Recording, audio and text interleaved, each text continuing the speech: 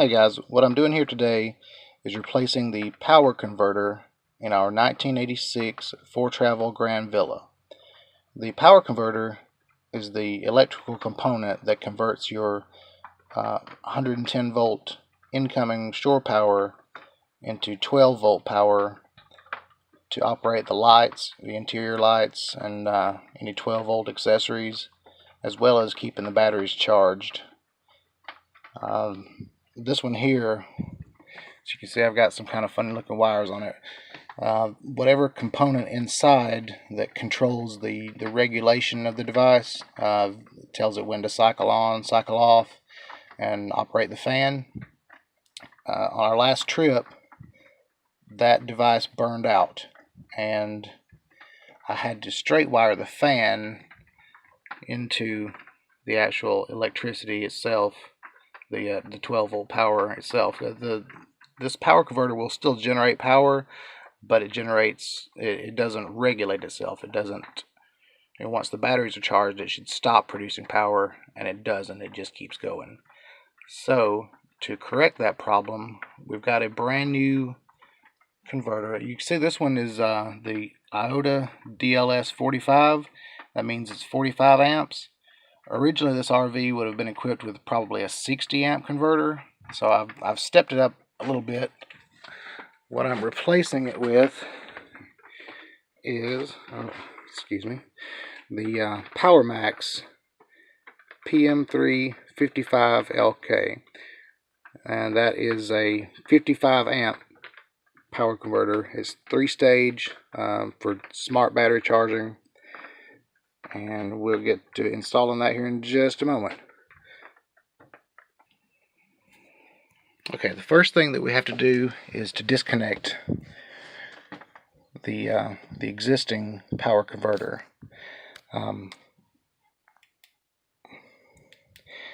only 3 wires on it as far as the 12 volt side. You got back here, you got your ground wire. Red is positive, and black is negative. And these 2 wires here, yours won't have those. As a matter of fact, I'm just going to kind of pull those out because that's what I had to. Like I said, it was still operating, but I had to keep the fan running, and the part that controls the fan had quit working. So, also, before you start on any of this, be sure your coach is not plugged into any shore power, and your batteries have been disconnected. I wouldn't use the battery disconnect. I just pull the connection straight off the posts just to be sure, as you don't want to risk connecting your batteries. Okay, just going to loosen up both of these terminals and the ground.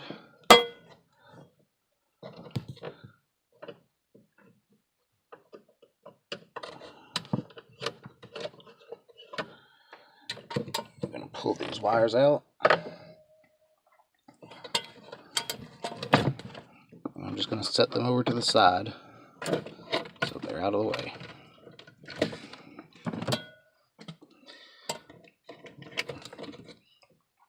And you see, this is a deck mount power converter. So we're going to have to take some screws out to remove the converter itself. Okay.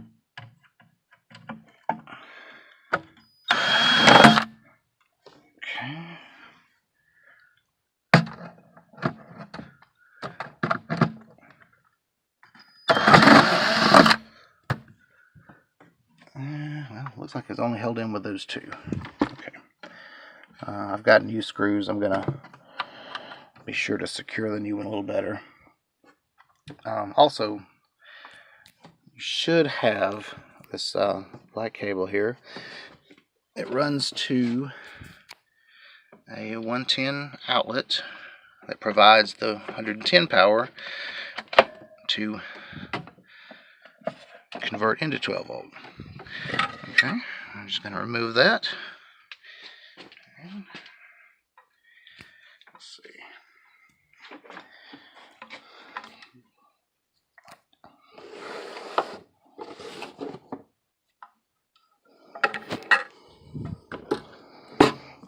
You see the connections are very similar on both units. We've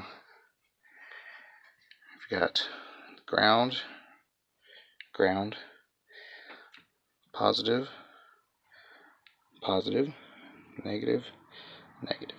Now, whereas this one uses 30 amp fuses, this one uses 40 amps because it is has a higher output. But anyway, they're relatively the same size. This one, I mean, the new one is a little bit larger. Hopefully it fits on that board the same, but we're going to try and see. Okay, I've gone ahead and mounted it. I used 4 screws, so it is securely mounted to the deck. I'll go ahead and connect the wires up here. Do my ground first, just in case. My batteries and electrical connections are all still disconnected, but I always like to ground it before I do anything else.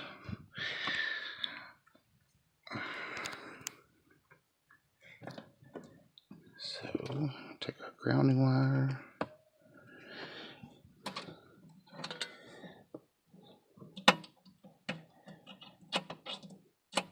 It's pretty hard to do with one hand.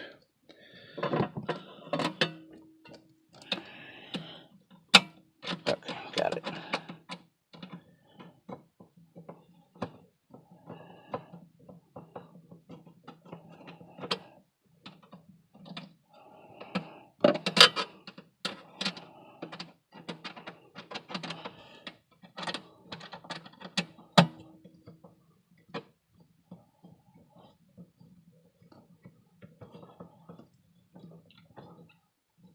Okay, grounding wire installed.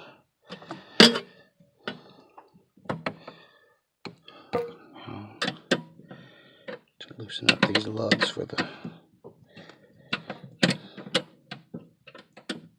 negative and positive.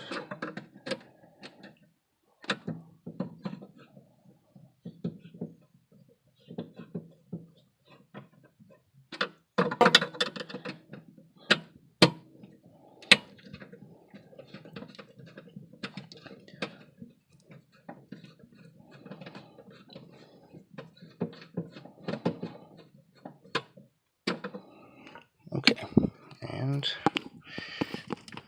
negative and positive wires, of course, they just go into these 2 slots. Negative on the left, positive on the right.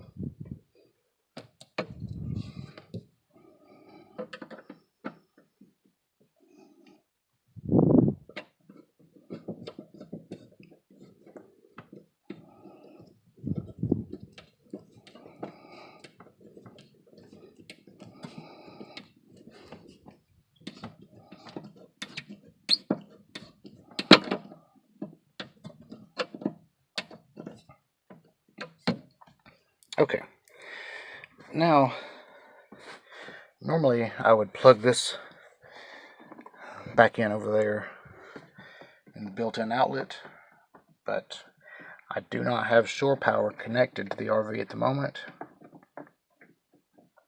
so I have a drop cord that's just run through the window. I'm going to plug this in just to test it and make sure that it will power everything.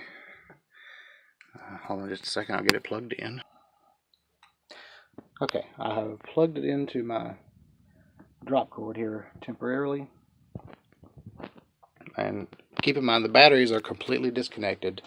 So right now the only power that is available to any of the 12-volt accessories is this power converter. And it seems to be working. Yeah, got light. Let's see. Lights, yes. Alright.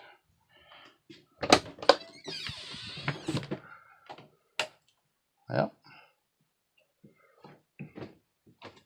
I'm trying to create enough of a draw on it that it kicks in the fan. It warms the unit up and kicks in the fan so I can be sure it's working. We'll turn on this vent fan here. That takes some energy.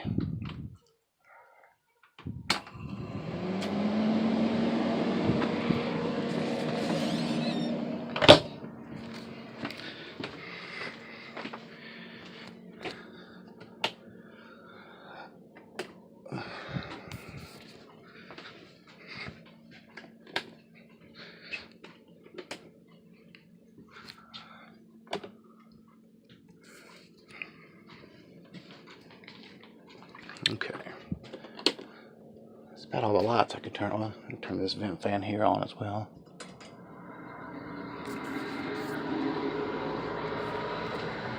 Okay.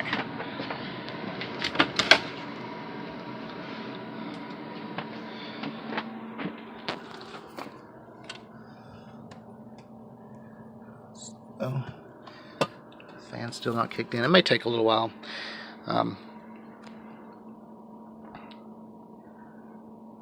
I'll go over a few of the components of the RV electrical system. Down here, this wire is your main shore line that comes in from whatever outlet you're connected to. Its first stop here is this gray box. This is a generator transfer switch. What that does, it automatically selects between your generator or shore power. Generator is always priority. If you're running the generator, this switch defaults to generator power. When you shut the generator down, it switches back over to pull from the shoreline, and it actually feeds out here to the main circuit breaker panel. But yeah, that's like it feeds in. This feeds in from the generator for when you're using it, and this feeds in from shore power, and then it's only got the one feed out. Immediately after your 12-volt power, you have a fuse here. I believe it's an 80 amp fuse that helps protect against any damage. It's actually not a fuse, it's a circuit breaker. That feeds into your 12-volt fuse box that provides power to all your lights. This one is designed so that the entire electrical system is contained under the end of the bed. Different manufacturers put them in different places, but in 1986, this is where Foretravel located its electrical panels. Oh, okay, and the fan just kicked in, so it is working. We're good to go on this project. Thanks.